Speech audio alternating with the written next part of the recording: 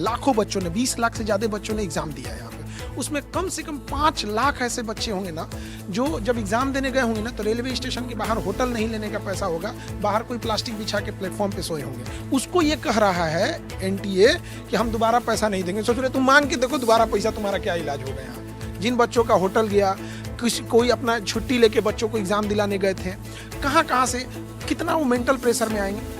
आप सोचिए कि बहुत सारी ऐसी लड़कियां हैं जिनका अगर इस बार नहीं हुआ या कैंसिल हुआ, उनके माँ बाप उन्हें दोबारा मौका नहीं देंगे, उनकी शादी ब्याह करा देंगे। आप उस लड़की के जगह खड़ा होकर सोच के देखिए, जिस लड़की ने सपना देखा होगा कि मैं अपना हॉस्पिटल बनाऊंगी, ऑपरेशन थिएटर में कभी किसी का न्यूरो सर्जरी, कार्डियक सर्जरी, किसी की जान बचाएंगे, उस लड़की को जब शादी ब्याह कर दिया जाएगा, जिंदगी भर वो अब घर में रोटी बनाओ, घर द्वार संभालो, उसकी जिंदगी आपने बिना कुछ कहे उसे आजीवन कारावास दे दिया। इन्हें लगता है कि वो एक पेपर है, बस वो लीक हो गया तो क्या हो गया। किसी की जिंदगी से खेल के चले गए सब ये एनटीए वाले। अच्छा, एक सवाल सर, बहुत सारे लोग पूछ रहे हैं कि यूपीएससी का पेपर लीक नहीं होता है और आईआईटी का पेपर लीक नहीं होता, आखिर नीट में ऐसा क्या है जो बार बार लीक? देखिए, ये चीज़ बहुत बार बार कहते हैं लोग कि आईआईटी का लीक नहीं होता है, आईआईटी का नहीं होता है। ये चीज़ें भी समझिएगा।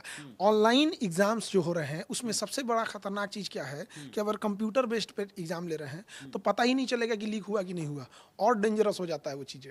इसमें तो ऑफलाइन में पता हो जाता नहीं कि भाई निकला, वहाँ कंप्यूटर पता चला, कंप्यूटर बैठे बैठे क्या हैक नहीं हो जाता है। उसमें तो और खतरनाक सेटिंग है कि भाई तुमको करने की जरूरत नहीं, ऑटोमेटिक कर सकता है वहाँ। अब तो कोई सबूते नहीं बचेगा, वो ऐसा चीज़ है कि सबूत भी नहीं बचेगा, जो करप्शन किया उसी की आरती उतारेंगे लोग। बड़ा अच्छा एग्जाम कंडक्ट कराए।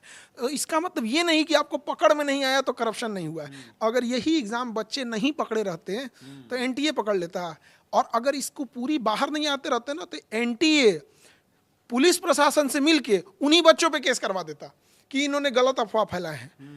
बच्चों को पहला डर ये होता है, जैसे पहले जब खबर होती है ना कि लीक हुआ है पेपर, तो डर लगता है इस बात पे कि कहीं केसे मत कर दे। पहले हम लोग के ऊपर 5-7 गो मुकदमा किया हुआ है, कौन? यही आयोग वाला मिलके कि ये लोग अफवाह फैला रहे थे। एक बार मुकदमा रजिस्टर्ड हो गया, अब उसका अलग प्रोसेस है, बाद में पता चला गलती है। तो बहुत बार तो ये लोग कोशिश करते हैं। देखिए, कोई भी चीज़ तभी रुक सकती है, क्राइम कब बढ़ता है, 3 शर्तें होती हैं कि आपके पकड़े जाने की संभावना कितनी है, अगर आप पकड़े गए तो आपको सजा मिलने की संभावना कितनी है, और अगर सजा मिलेगी तो सजा कितनी खतरनाक मिलेगी, कितनी सीवियर सजा मिलेगी।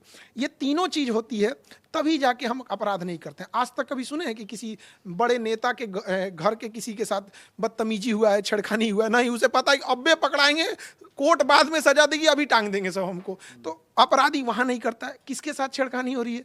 सड़क चलते किसी गरीब लड़की, कोई बेचारी ऑफिस से जा रही है जिसके ऊपर घर की जिम्मेदारी, उनके साथ, क्योंकि पता है कि एक तो इसके खिलाफ एफआईआर नहीं हो पाएगा, हो गया तो सजा नहीं हो पाएगा, सजा होगा तो 6 महीना में निकल जाएंगे। ये तीनों चीज़ टफ कीजिए।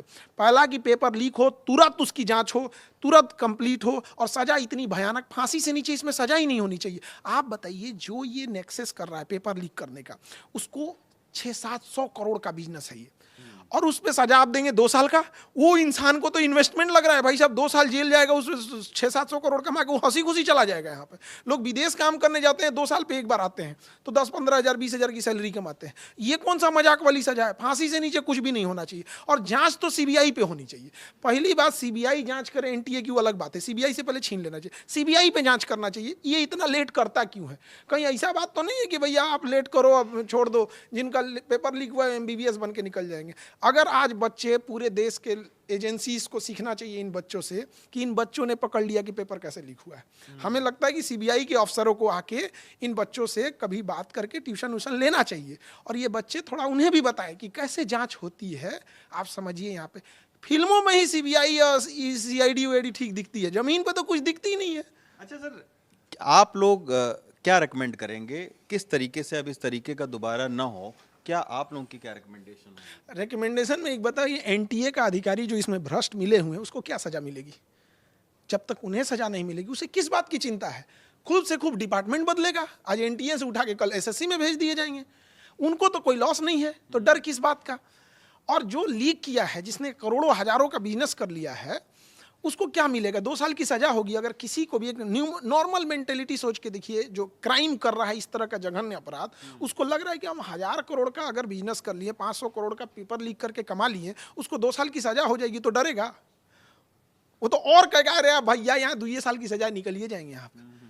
तो कहाँ से वो डरेगा? तो सजा में तो इसमें नॉन बेलेबल हो, और दूसरा कि फांसी से नीचे कोई सजा नहीं होनी चाहिए। और कोचिंग में कुछ लोग धंधा बना दिए हैं इस चीज़ को, वो पढ़ाने से ज़्यादा गुरुदक्षिणा से ज़्यादा 2 लाख 2.5 लाख फीस ले रहे हैं। और कई ऐसे कोचिंग हैं जिनके पास अथाह चीज़ें आ गई हैं, रिसोर्सेज आ गया है, तो बच्चे जो होते हैं ना वो किसी पेपर लीक करने वाले पे डायरेक्ट नहीं पहुंच पाते हैं, क्योंकि जो पेपर लीक कराता है बहुत रसूखदार इंसान होता है, बहुत पहुंच वाला होता है। एक बच्चा क्या होता है, वो बेचारा तो ट्रेन का रिजर्वेशन नहीं करा पा रहा है अपना, वो पेपर लीक करा पाएगा नहीं। तो इनके बीच में ब्रिज का काम करते हैं ये कोचिंग वाले।